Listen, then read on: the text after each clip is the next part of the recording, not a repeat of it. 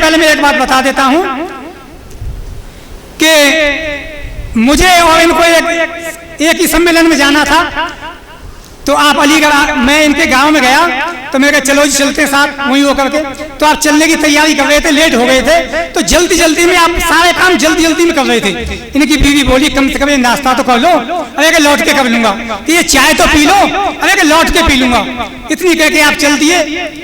आप जल्दी जल्दी में अपने जूतों को भुलाए और चप्पल पहन के चले आए। पीछे से इनकी बीवी और जूतों को लेके आ रही है, आप आगे आगे भाग रहे हैं, इनकी बीवी पीछे से जूता ले लेके भाग रही है। इनकी बीवी ने आवाज दिया कि ये आपके जूते, आप बोले लौट के खा लूंगा। तो ऐसे में अपने भाई राजेश बघेल को भी बहुत अच्छे गीतकार हैं, सहारनपुर से आए हुए हैं, उनके सम्मान में आपसे निवेदन करूंगा कि हमारे भाई के लिए जोरदार तालियां बजाएं। राजेश बघेल। मां शारदे को नमन। बहुत बहुत धन्यवाद चाचा। देखिए अभी आपने ये दृश्य देखा, चाचा ने जितने भी चुटकुले बोल के बुलाया सब पत्नी पीड़ित बोल के बुलाया जी। और देखिए साहब, और पत्नी पीड़ित जितनी भी कविताएं सुनाई गई वो सब बुजुर्ग कवियों के द्वारा सुनाएंगी। मैं ऐसा बिल्कुल भी नहीं करूंगा और ना ही किसी युवा कवि ने ऐसी कविता पढ़ी होगी। इससे साफ जाहिर होता है कि उम्र का असर होता है। ये सब पत्नी से पीड़ित हैं, अपना अपना दृष्टिकोण है।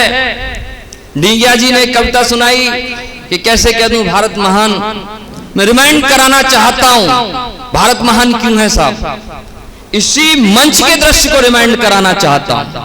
आपने देखा होगा जब कवि सम्मेलन की शुरुआत हुई तो नाथ शरीफ और मां सरस्वती की वंदना की दोनों एक ही मंच पर पढ़ी गई। इसलिए इसका नाम हिंदुस्तान है, इसलिए भारत महान है। और सुनिए, बड़ी बात यह नहीं है, जब जाहिद भाई नाथ शरीफ पढ़ रहे थे तब सनातनी आचार्य माल्यार्पण करने आते हैं, इसलिए भारत महान है, इसलिए इसका नाम हिंदुस्तान है। वाह वाह, बहुत अच्छी। मैं नफरतों की फिजाओं में नफरत घोली जा रही है, घोली हुई है, लोगों के दिलों में नफरत है। बेशक मैं मोहब्बत का कवि हूं, उम्र भी है और मेरी मूल विधा भी है, लेकिन वतन से बड़ा महबूब कोई हो नहीं सकता है। वाह वाह, क्या कहने, बहुत अच्छा। 4 पंक्तियों के साथ मैं शुरुआत करना चाहता हूं कि पता नहीं क्यों हम नफरत में, पता नहीं क्यों हम नफरत में इतना लिपट गए हैं, पता नहीं क्यों हम नफरत में क्यों इतना लिपट गए हैं। सोचो सोचो कभी कहां तक थे, अब कहां तक सिमट गए हैं। 83 लाख वर्ग किलोमीटर हुआ करता था हिंदुस्तान साहब, आज क्षेत्रफल 32 लाख किलोमीटर रह गया है। सोचने वाली बात है, सबकी जिम्मेदारी है, प्रत्येक भारत के प्रत्येक नागरिक की जिम्मेदारी है कि पता नहीं क्यों हम नफरत में इतना लिपट गए हैं। सोचो कभी कहां तक थे, अब कितना सिमट गए हैं। हिंदुस्तानी होने का बात तो मैं चौथी पंक्ति में कहना चाहता हूं, हिंदुस्तानी होने का कुछ ऐसे फर्ज निभा लो, हिंदुस्तानी होने का कुछ ऐसे फर्ज निभा लो, जितना शेष बचा है देश मिलकर इसे बचा लो। वाह वाह वाह, क्या कहना। हिंदुस्तानी होने का कुछ ऐसे फर्ज निभा लो, जितना शेष बचा है देश मिलकर इसे बचा लो। क्योंकि साहब ये ईद मिलन समारोह है, सभी अहले इस्लाम बंधुओं को उम्मीद है कि बहुत बहुत ईद मुबारक ये हुई होगी, और उम्मीद करता हूं अगली ईद इससे भी ज्यादा मुबारकबाद लेके आए। ये मैं आप सब लोगों के लिए दुआएं। वाह वाह, बहुत अच्छी। मैं एक मुक्त में शुरुआत करना चाहता हूं कि अगर हमको बिछड़ने की जरा ताकीद हो जाती, ये हिदायत मिल जाती कि हम बिछड़ने वाले हैं, चेतावनी मिल जाती कि जरा हमको बिछड़ने की अगर ताकीद हो जाती तो हो सकता है कुर्वत की पुनः उम्मीद हो जाती।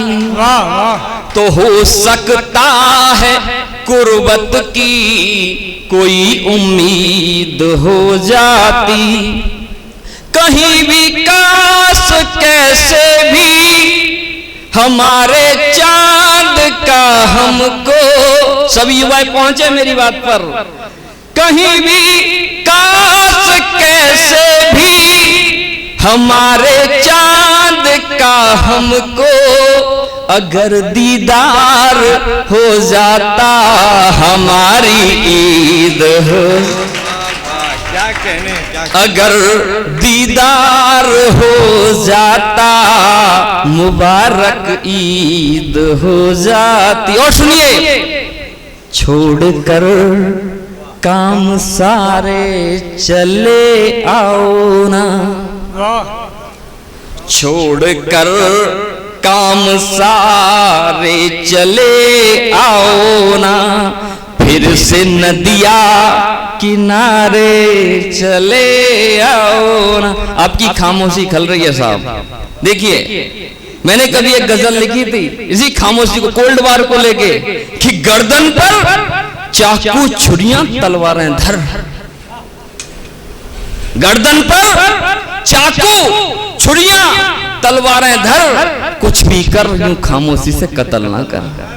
वाह वाह वाह। मैं तालियां बजवाने को हल्का भी सुना सकता हूं, इसलिए कह रहा हूं कि कुछ भी कर और यूं खामोशी से कत्ल ना कर, और चलो बने हमराज हमनवा हमराही, यूं तन्हा तन्हा होगा ये दुश्वार सफर। वाह क्या कहने, वाह बहुत अच्छी। छोड़कर काम सारे चले आओ ना, फिर से नदिया किनारे चले आओ ना, ईद है आज सारे गले मिल रहे, जाहिद भाई ईद है आज सारे गले मिल रहे, तुमको दिल ये पुकारे चले आओ ना, तुमको दिल ये। और देखिए, एक अभी केवल जेहन में नींबू शब्द रखना, नींबू शब्द, और फिर मेरी चार पंक्ति सुन लीजिए। नींबू शब्द रखिए, आपने भी देखा है नींबू कहां तक पहुंच गया उसका, कि महंगाई के कीर्तिमान ये पिछले सारे तोड़ रहा है। केवल दिमाग में नींबू रखिए और सुनिए चार पंक्ति, कि महंगाई के कीर्तिमान ये पिछले सारे तोड़ रहा है, सीमित आमदनी वालों के घर का बजट झिझोड़ रहा है, सीमित आमदनी वालों के घर का बजट झिझोड़ रहा है, गर्मी कम कर दीजिए वो की, नींबू का काम गर्मी कम करना है, लेकिन क्या किया है, बिंब देखिए, कि गर्मी कम कर दीजिए वो की, नींबू ने दांत किए खट्टे,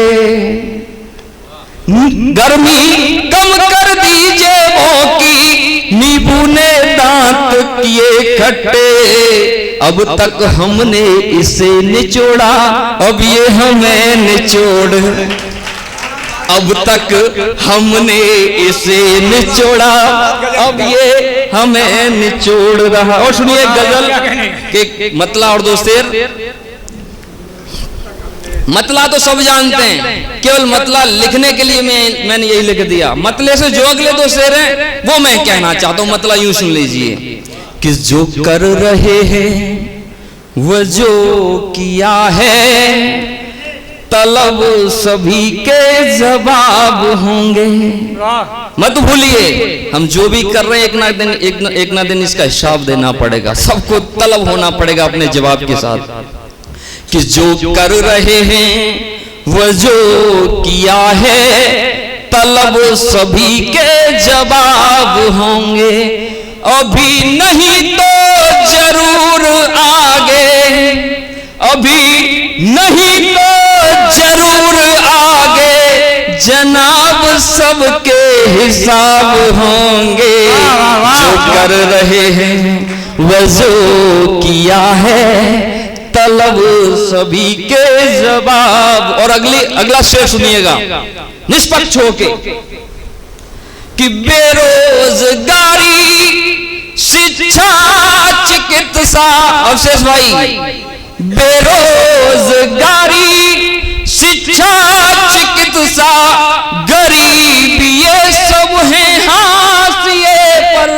निष्पक्ष होके सुनिएगा ये शेर कि बेरोजगारी, शिक्षा चिकित्सा, गरीबी, ये सब है हाशिए पर। न जाने कब तक चुनावी मुद्दे, न जाने कब तक चुनावी मुद्दे, तिलक व टोपी हिजाब होंगे। सब बात बहुत अच्छी थी, तालियां कमजोर हैं। न जाने कब तक चुनावी मुद्दे, तिलक व टोपी हिजाब होंगे।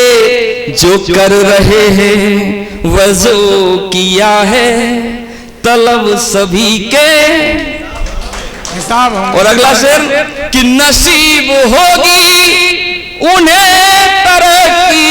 स्वामी जी, स्वामी जी होके पैसों से क्या मतलब है, पैसे गिन रहे हो।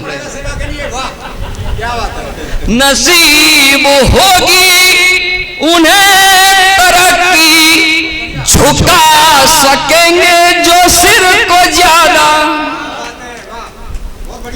नसीब होगी उन्हें तरक्की, झुका सकेंगे जो सिर को ज्यादा। जमीर गिरवी जो रख सकेंगे, उन्हीं की जद में खिताब होंगे। जो कर रहे हैं वज़ो किया है, तलब सभी के जवाब। देखिए एक गजल लिखी थी कि इतनी बेफिक्री ठीक नहीं। नसीब होगी उन्हें तरक्की, झुका सकेंगे जो सिर को ज्यादा। जमीर गिरवी जो रख सकेंगे, उन्हीं की जद में खिताब होंगे। जो कर रहे हैं वज़ो किया है, तलब सभी के जवाब। वाह, क्या कहना, बहुत अच्छा। मैं कह रहा था कि मेरी कविता इतनी बुरी नहीं है। मैंने गजल लिखी थी कि इतनी बेफिक्री ठीक नहीं। मानवता जी, इतनी बेफिक्री ठीक नहीं और इतनी बेखबरी ठीक नहीं। इतनी बेफिक्री ठीक नहीं, इतनी बेखबरी ठीक नहीं। दीवाना तवज्जो को तरसे, इतनी बेकदरी ठीक नहीं। वाह वाह, क्या कहने, बिल्कुल सही। इतनी बेफिक्री ठीक नहीं, इतनी बेखबरी ठीक नहीं। दीवाना तवज्जो को तरसे, इतनी बेकदरी ठीक नहीं। सहारनपुर से आए साहब, हक बनता है आपको अलर्ट रहने का। और सुनिए, अगर समय हो तो एक गजल और आपके आंगन में निवेदित करता हूं। उससे पहले कि मुक्तक कि रखा, क्योंकि युवा हूं, मोहब्बत का हूं, श्रृंगार रस में वियोग और संयोग दोनों चलते हैं, तो ये मुक्तक वियोग का सुनिए कि रखा बस वास्ता तब तक उसे जब तक जरूरत थी। रखा बस वास्ता तब तक उसे जब तक जरूरत थी, रही नादानगी अपनी न समझे जो हकीकत थी। वाह वाह, क्या कहना, बहुत अच्छा। रखा बस वास्ता तब तक उसे जब तक जरूरत थी, रही नादानगी अपनी न समझे जो हकीकत थी। और अगली पंक्ति सुनिएगा कि घुटन, तड़पन, तन्हाई, बेबसी, गम, अश्क, बेचैनी। शब्द अलग अलग बोले लेकिन बहर में हैं, जो पहचानते हैं वो पहचानिएगा कि घुटन, तड़पन, तन्हाई, बेबसी, गम, अश्क, बेचैनी। मुबारक हो तुझे तेरी अगर यही मोहब्बत थी। वाह वाह, क्या कहने, वाह। और सुनिए, यहाँ पर प्रेम का लोगो सुमन अक्सर नहीं खिलता। मुझे तो सब टूटे हुए दिल वाले मिले और लगते हैं। एक आदि होगा भैया जिसका प्रेम पूरा हुआ होगा, वो भी खुश नहीं होगा। इनकी तरह पत्नी पीड़ित होगा जितने बुजुर्ग गए। यहाँ पर प्रेम का लोगो सुमन अक्सर नहीं खिलता, मिले गर जख्म दिल को तो उन्हें कोई नहीं सिलता। कहानी इश्क की है तो यही अंजाम होते हैं, कहानी इश्क की है तो यही अंजाम होते हैं। किसी को हम नहीं मिलते, कोई हमको नहीं मिलता। बहुत अच्छे। किसी को हम नहीं मिलते, कोई हमको नहीं मिलता। और एक गजल के कुछ मिसरे कि बाद मुद्दत वो मिले, बोले कि पीना छोड़ दूं। दिल टूटने के बाद मैं के जद में आ जाते हैं लोग कि बाद मुद्दत वो मिले, बोले के पीना छोड़ दूं। और जिंदगी, हमने अगली पंक्ति में हमने जवाब दिया, बाद मुद्दत वो मिले, बोले के पीना छोड़ दूं। जिंदगी मैं बन गई, बोलो क्या जीना छोड़ दूं। बाद मुद्दत वो मिले, बोले के पीना छोड़ दूं। और जिंदगी मैं बन गई, बोलो क्या जीना छोड़ दूं। प्रश्न हमने भी किया, वापस उन्हें बोलो जरा।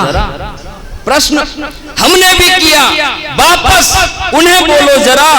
भूल कर क्या गम पुराने जख्म सीना छोड़ दूं। क्या कहने, वाह। भूल कर क्या गम पुराने जख्म सीना छोड़ दूं। और अगला शेर सभी बचपन के मित्रों के लिए काफिया वहां से उठाया कि साथ था अच्छे बुरे हर कर्म में मेरे सदा, साथ था अच्छे बुरे हर कर्म में मेरे सदा। बचपने का यार कैसे वो कमीना छोड़ दूं, बचपने का यार कैसे वो कमीना छोड़ दूं। और अगला शेर ये है कि मात पिता के बैठ चरणों में न जाऊं फिर कहीं, मात पिता के बैठ चरणों में न जाऊं फिर कहीं। चर्च गुरुद्वारे शिवाले मठ मदीना छोड़ दूं। वाह वाह वाह, बहुत अच्छी। चर्च गुरुद्वारे शिवाले मठ मदीना छोड़ दूं। और ये है कि प्रियतमा, इस गजल का अंतिम शेर कि प्रियतमा आए कभी मेरे व माँ के बीच में, प्रियतमा आए कभी मेरे व माँ के बीच में। एक दो की बात क्या लाखों हसीना छोड़ दूं। वाह वाह वाह, बहुत अच्छी। और अंतिम चार पंक्ति के साथ अपना स्थान ग्रहण करता हूं कि जहां वो छोड़ कर आए यहाँ हम सब मुहाजिर हैं। सब रिफ्यूजी हैं, सब शरणार्थी हैं, जहां से भी आए। कुछ दिन के लिए हमने शरण ले ली है कि जहां वो छोड़ कर आए यहाँ हम सब मुहाजिर हैं। हसरतें चाहतें उल्फत किए अरमान जाहिर हैं। न जाने कौन कब किस मोड़ पर मिलकर बिछड़ जाए। अंतिम पंक्ति बोल के अपना स्थान लूंगा कि न जाने कौन कब किस मोड़ पर मिलकर बिछड़ जाए। यहाँ तुम भी मुसाफिर हो, यहाँ हम भी मुसाफिर हैं। यहाँ तुम भी मुसाफिर हो, यहाँ हम भी मुसाफिर हैं। बहुत बहुत शुक्रिया, पुनः आपको बधाई देते हो। अगली ईद और इससे भी ज्यादा मुबारकबाद लेके आए। इन्हीं दुआओं के साथ मैं अपना स्थान ग्रहण करूंगा। बहुत बहुत धन्यवाद। दोस्तों, अभी हमारे भाई ने कितनी अच्छी